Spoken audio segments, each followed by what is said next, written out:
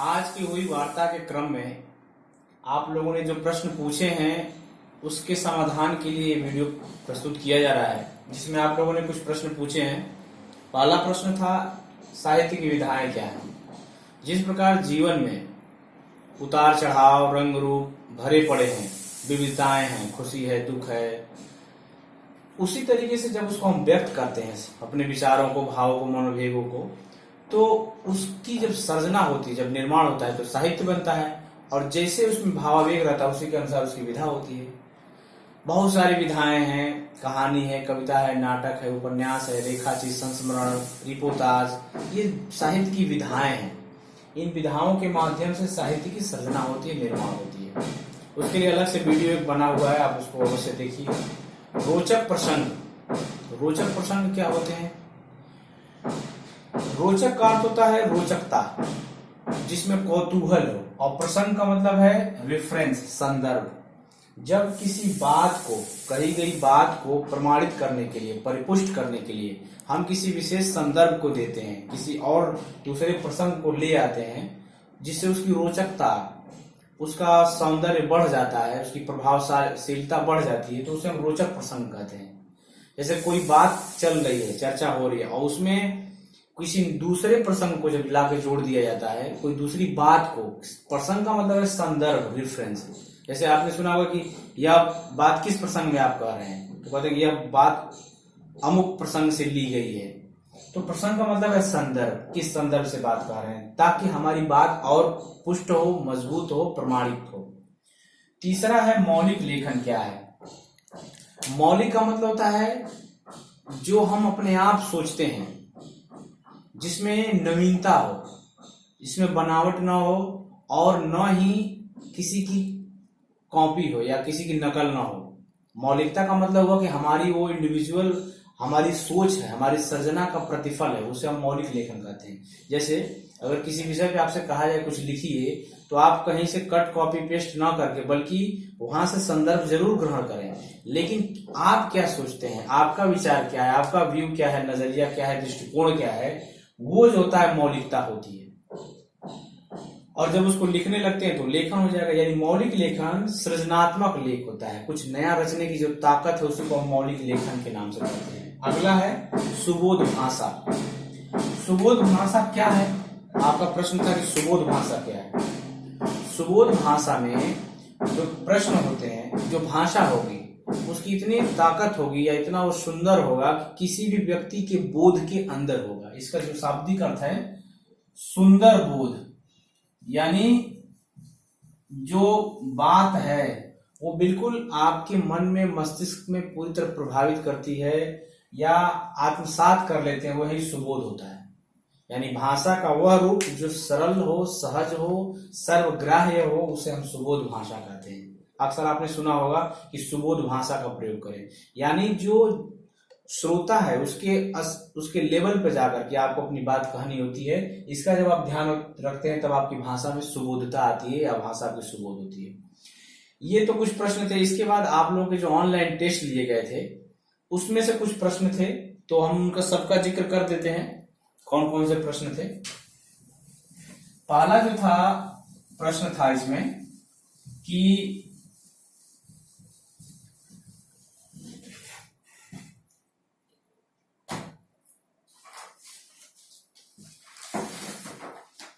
पहला प्रश्न था स्वाभाविक अभिव्यक्ति, कल्पनाशीलता, कौशल और सोच को विकसित करना, ये भाषा का कौन सा उद्देश्य है?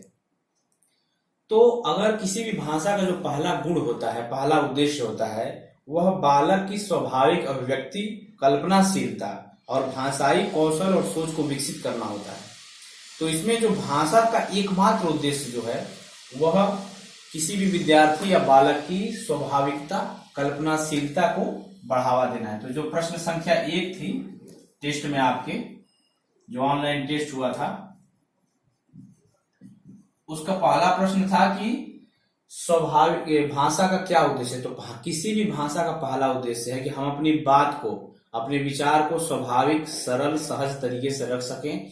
जो भाषाई कौशल है, सुनना, बोलना, पढ़ना, लिखना, उसका भी विकास कर सकें। तो ये इसका ऑप्शन होगा सही कि भाषा का एकमात्र उद्देश्य है ये। भाषा का जो उद्देश्य है वो यही होता है कि किसी भी व्यक्ति को, बालक को अपने भावों को व्यक्त करने की ताकत दे। दूसरा प्रश्न है उसमें कि मीना ने पाठ को पढ़ते हुए जीवन को जिंदगी पढ़ा। प्रश्न संख्या 2 जो है, मीना ने, प्रश्न यही है शायद, हाँ, कि मीना ने पाठ को पढ़ते हुए जीवन को जिंदगी पढ़ा, यह किस ओर संकेत करता है। इसमें भी 4 ऑप्शन थे। तो जो वो जिंदगी, 2 शब्द है इसमें, जीवन है लिखा और लेकिन वो पढ़ क्या रही है, जिंदगी पढ़ रही है। अब आप ये नहीं कर सकते हैं कि वर्णों को पहचान नहीं है, वर्णों की पहचान है लेकिन वो भाव साम्यता कर रहे हो कि जीवन और जिंदगी एक ही है, तो उसे वर्णों की तो पहचान है ही, बस वो क्या कर रही है कि वह अक्षर की पहचान की बजाय अर्थ को समझते हुए पढ़ने की कोशिश कर रही है, कभी कभी झटके में अर्थ को। तो ये जो है, ये इसका ऑप्शन जो था आपको वो सही है कि वह अक्षर पहचान की बजाय अर्थ को समझते हुए पढ़ने का प्रयास कर रही है। दूसरा प्रश्न ये था। तीसरा प्रश्न क्या था इसमें? तीसरा प्रश्न है कि निम्नलिखित में से भाषा की विशेषता नहीं है। तो निम्नलिखित में से भाषा की विशेषता नहीं है, तो वास्तव में जो भाषा की विशेषता नहीं है वह भाषा एक अर्जित संपत्ति नहीं बल्कि पैतृक संपत्ति, ये वाला नहीं गुण है, क्योंकि भाषा वास्तव में अर्जित की जाती है, न कि पैतृक संपत्ति होती है। हम भाषा को अर्जित करते हैं, एक्वायर करते हैं, गेन करते हैं, पैतृक संपत्ति नहीं है। अगर किसी बालक, मनुष्य के बच्चे को ले अगर हम जंगल में छोड़ देंगे तो वो जंगल के तरीके से बिहेव करेगा, जंगली जो जानवर होते हैं उनके तरीके से उसकी भाषा बोली हो जाएगी।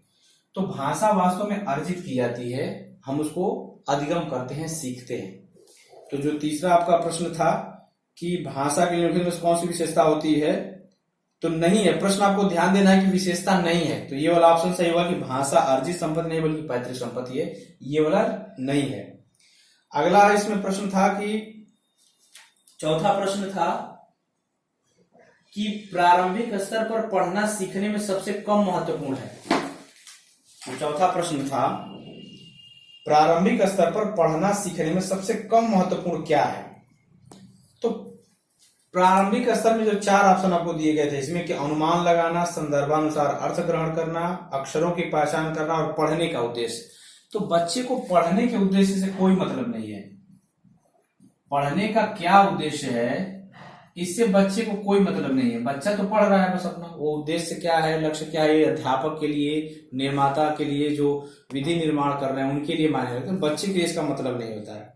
तो इसीलिए जो इसका ऑप्शन हो जाएगा कि पढ़ने का उद्देश्य जो है सबसे कम महत्वपूर्ण है इन ऑप्शनों में से। पांचवा क्या था प्रश्न? पांचवा को देखेंगे हम लोग कि भाषा सीखने और भाषा अर्जित करने के मुख्य अंतर क्या है। ये बहुत महत्वपूर्ण प्रश्न है और ये प्रश्न आपके सीटेट में भी पूछा गया है कि भाषा सीखने और भाषा अर्जित करने में क्या अंतर है, सबसे बड़ा अंतर क्या बना, क्या आधार है उसका।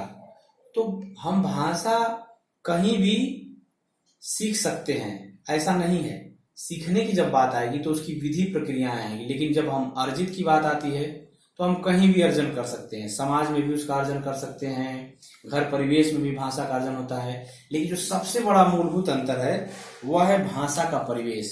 अगर बालक को हम भाषा का परिवेश ही नहीं उपलब्ध कराएंगे तो वो सीखेगा ही नहीं, या क्या सीखेगा जो हम उपलब्ध कराएंगे। यानी भाषा अर्जन में और भाषा अधिगम में जो मुख्य अंतर है वो भाषाई परिवेश का अंतर है। जो कक्षा में हम परिवेश देते हैं तो वही अधिगम हो जाता है, सीखना हो जाता है, और अर्जन समाज में किसी से भी कहीं से भी बालक कोई भी बात सीख लेता है। तो ये हो गया पांचवें का। छठवां क्या था प्रश्न इसमें कि जिन शब्दों के अंत में अ आता है उन्हें क्या कहते हैं। तो ये तो बहुत सरल प्रश्न है, आकारांत। आप जानते हैं कि इसमें कोई दिक्कत नहीं है। जिन शब्दों के अंत में आ आता है उसे आकारांत कहते हैं, जिसके अंत में अ आता है उसे आकारांत कहते हैं, जिसके अंत में ई आता है इकारांत, जिसके अंत में उ आता है उकारांत। इस तरीके से होते हैं, बहुत सरल प्रश्न था ये। और एक सातवां प्रश्न है कि ईश्वर तुम्हें सफलता दे, इस या किस प्रकार का वाक्य है। तो जाहिर सी बात है यह इच्छा व्यक्त हो रही है यहाँ पे। व्यक्ति चाहता है, जो विश करने वाला है, जो अपनी इच्छा व्यक्त कर रहा है कि आपको सफलता मिले, तो निश्चित तौर से जो है सफलता इच्छावाचक वाक्य है, इसमें भी कोई डाउट नहीं होनी चाहिए। 8वां है कि 3 लोग से मथुरा न्यारी, तो इसका जो अर्थ होगा कि जरूरत से ज्यादा बड़ाई करना। कोई भी अगर वस्तु है उसको हम जब अतिशयोक्ति के स्तर पर ले जाते हैं तो वो जो है इस तरीके का, ये इस मुहावरे का अर्थ होगा कि जरूरत से ज्यादा बड़ाई करना। अब 2 आपके और प्रश्न थे, 9वां और 10वां। ये महत्वपूर्ण प्रश्न थे, ये पूछा भी आप लोगों ने। प्राथमिक कक्षाओं के भाषा शिक्षक होने के नाते आपकी सर्वाधिक महत्वपूर्ण भूमिका है। क्या सबसे महत्वपूर्ण भूमिका है? 4 ऑप्शन थे, लेकिन जो सही उत्तर है वही, उसी पे हम बात कर रहे हैं। पहला ही ऑप्शन सही है, बच्चे की भाषाई क्षमता के विकास के लिए तरह तरह के अवसर उपलब्ध कराना। एक शिक्षक का, भाषा के शिक्षक का खासतौर से यह परम कर्तव्य है या मुख्य कर्तव्य है कि वह बच्चों की भाषा सीखने का अवसर उपलब्ध कराए, न कि खुद बोले या न कि अपने ही पढ़े, बल्कि हम उसे एक ऐसा माहौल, एक ऐसा अवसर, एक ऐसा अपॉर्चुनिटी उपलब्ध कराएं जिससे वह स्वतः ही भाषा सीख सके। तो ये 9वें का हो जाएगा। और 10वां है, पढ़ना सीखने के लिए कौन सा उपकौशल अनिवार्य है। तो पढ़ना सीखने के लिए कौन सा उपकौशल अनिवार्य है, तो इसका जो उत्तर हो जाएगा कि अनुमान लगाने का कौशल जो है वो उतना अनिवार्य नहीं है। पढ़ना सीखने के लिए कौन सा उपकौशल अनिवार्य है, तो अनुमान लगाने का उपकौशल, भावनात्मक संबंध, वर्णमाला को याद करना और भाषा के समझने। तो इसका तीसरा जो होगा, प्रश्न ये था कि पढ़ना सीखने के लिए कौन सा उपकौशल अनिवार्य नहीं है, तो इस प्रकार तीसरा इसका ऑप्शन से हो जाएगा कि अनुमान लगाने का कौशल। भाषा में अनुमान लगाने का कोई मतलब नहीं होता है, हमें भावनात्मक संबंध होना जरूरी है, वर्णमाला याद करने का कौशल आना चाहिए, भाषा की संरचना की समझ होनी चाहिए, तब हम किसी भी भाषा को पढ़ या समझ सकते हैं।